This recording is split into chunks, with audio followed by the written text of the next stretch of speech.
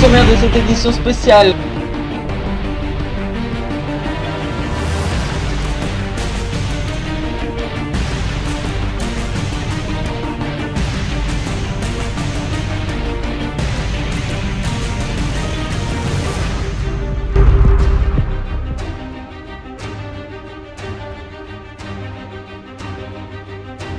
Bonsoir mesdames et messieurs et bienvenue dans cette édition spéciale de la rédaction consacrée aux élections fédérales en Urbania.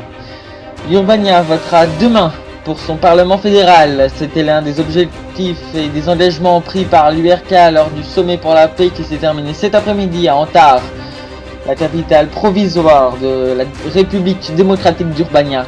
L'objectif, reconstruire le pays le plus rapidement possible et restaurer une stabilité politique. Justement, le paysage politique urbanien a bien changé depuis les dernières élections fédérales de 2008. En effet, alors que la gauche s'est ressoudée, la droite, elle, s'est éclatée. Avant les crises, il n'y avait qu'un seul parti de droite, l'Union néo-capitaliste, qui avait même formé l'UNL, une organisation néo-capitaliste et libérale internationale. Aujourd'hui, ce parti a explosé et n'existe donc plus. Il reste deux membres distincts, l'Union républicaine et l'Union libérale, avec justement une extrême droite qui a même vu le jour, et l'URK. Justement, cette extrême droite avec le parti T, il est très minoritaire cependant. Alors qu'à gauche, ce fut plutôt le contraire avec la disparition du parti communiste et de celui de l'extrême gauche au profit du parti socialiste urbanien qui se tourne maintenant plus vers la social-démocratie. Et d'ailleurs, les partis polariens ont annoncé qu'ils soutenaient leur parti correspondant en Urbania, notamment le PSD qui soutient le PSU. Et un sondage qui vient de nous parvenir, encore une fois en exclusivité pour votre première chaîne d'information mondiale, Polaro TV, avec un candidat qui nous est donné favori, c'est William Sylvia du Parti républicain.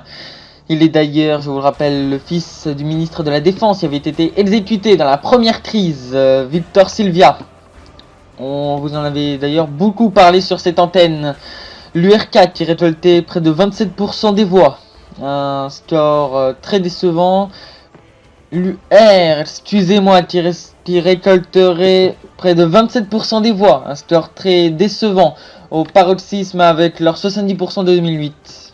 On retrouverait également l'URK en deuxième place avec près de 23%, qui est donc très proche de l'Union républicaine en première position.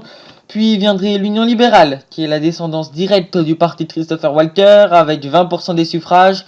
Viennent ensuite le PSU avec 17% contre 18% en 2008, ainsi que The Green Force avec 12% contre 7% aux dernières élections.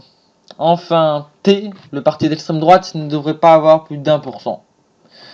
Mais s'il y a bien quelque chose qui n'a pas changé cependant, c'est le rapport de force droite-gauche, avec 71% cumulé à la droite, soit 1% de plus qu'en 2008.